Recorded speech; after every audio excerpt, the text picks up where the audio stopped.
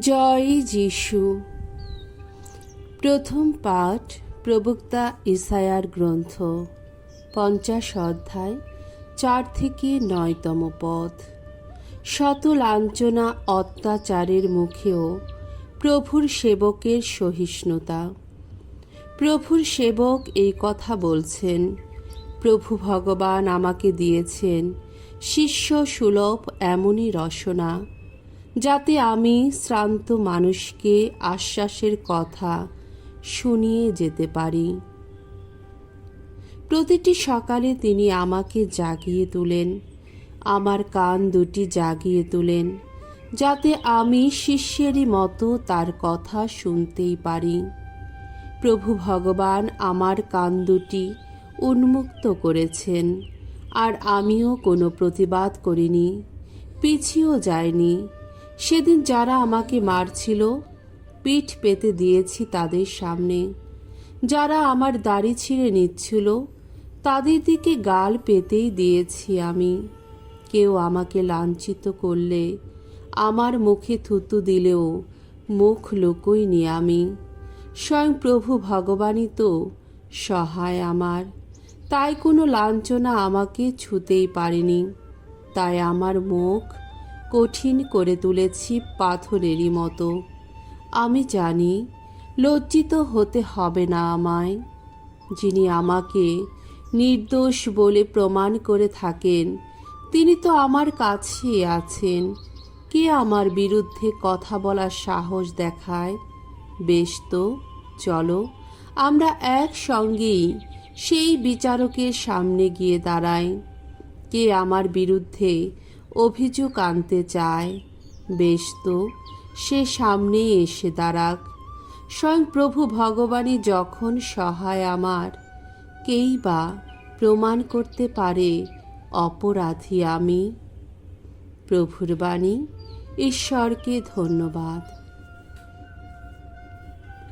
সাম সঙ্গীত 69, 7 থেকে 9 পদ, 20 থেকে 21 পদ, 30 পদ, 32 থেকে 33তম পদ।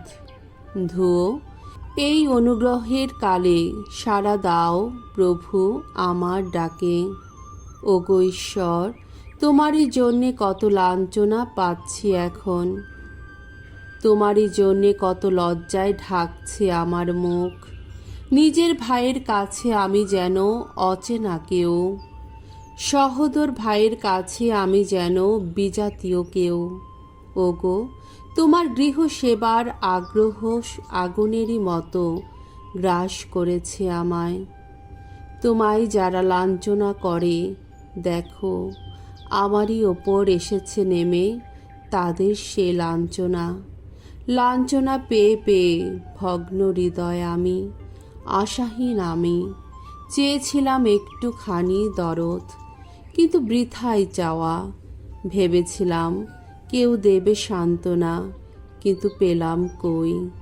খাওয়ার জন্যে দিয়েছে ওরা বিষ, তৃষ্ণা মেটাতে দিয়েছে অম্ল রস।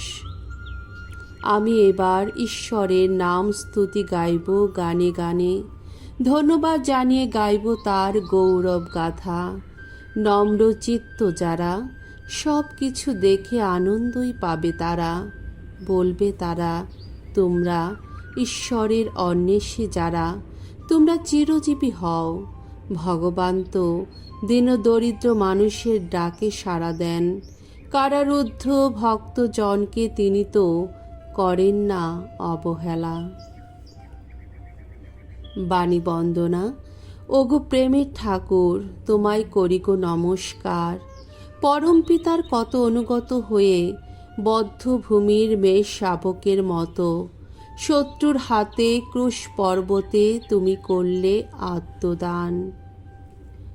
মঙ্গল সমাচার। মথি রচিত মঙ্গল সমাচার 26 অধ্যায় 14 থেকে 25তম পদ। জুদার বিশ্বাসঘাতকতা। অন্তিম ভোজের আয়োজন। একদিন 12 জনের একজন, যার নাম জুদা ইস্কারিওত, তিনি প্রধান যাজকদের কাছে গিয়ে বললেন, যিশুকে আপনাদের হাতে তুলে দিলে আপনারা আমাকে কি দিতে রাজি আছেন বলুন। তখন তারা গুনে গুনে 30টা রূপোর টাকা তার হাতে দিলেন। আর জুদাও সেই সময় থেকে যিশুকে তাদের হাতে তুলে দেবার জন্যে একটা উপযুক্ত সুযোগ খুঁজতে লাগলেন। চপটি পর্বের প্রথম দিনে শিষ্যেরা যিশুর কাছে এসে জিজ্ঞেস করলেন, আপনার জন্যে আমরা কোথায় নিস্তার ভোজের ব্যবস্থা করব বলুন, আপনি কি চান? তিনি বললেন, তোমরা শহরে অমুক লোকের কাছে গিয়ে তাকে বলো, গুরু বলে পাঠিয়েছেন, আমার সময় প্রায় এসে গেছে। আমি তোমারই বাড়িতে আমার শিষ্যদের সঙ্গে নিস্তার পর্বের অনুষ্ঠান সম্পন্ন করব। শিষ্যরা তখন যিশুর নির্দেশ মতোই কাজ করে নিস্তার ভোজের আয়োজন করলেন। সেদিন যখন সন্ধ্যা হলো, তখন যিশু সেই 12 জনকে সঙ্গে নিয়ে খেতে বসলেন। তারা সকলে খাচ্ছেন। তখন এক সময় যিশু বলে উঠলেন, আমি তোমাদের সত্যি বলছি, এই তোমাদেরই মধ্যে একজন আমাকে শত্রুর হাতে তুলে দেবে। অমন কথা শুনে তারা খুবই দুঃখ পেলেন। তারা একে একে প্রশ্ন করতে লাগলেন, প্রভু, আমি নয়তো? উত্তরে তিনি বললেন, যে আমারই সঙ্গে একই বাটিতে হাত ডুবিয়ে খেয়েছে, সেই আমাকে শত্রুর হাতে তুলে দেবে।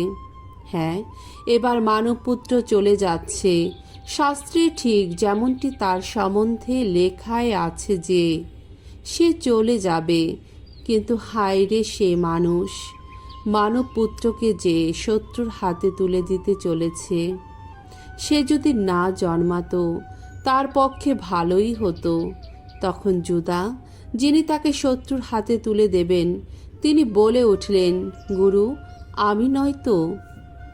যিশু উত্তর দিলেন, তুমি নিজেই তো সেই কথা বললে। প্রভুর মঙ্গলময় বাণী। খ্রিস্ট প্রভু তোমার প্রশংসা হোক।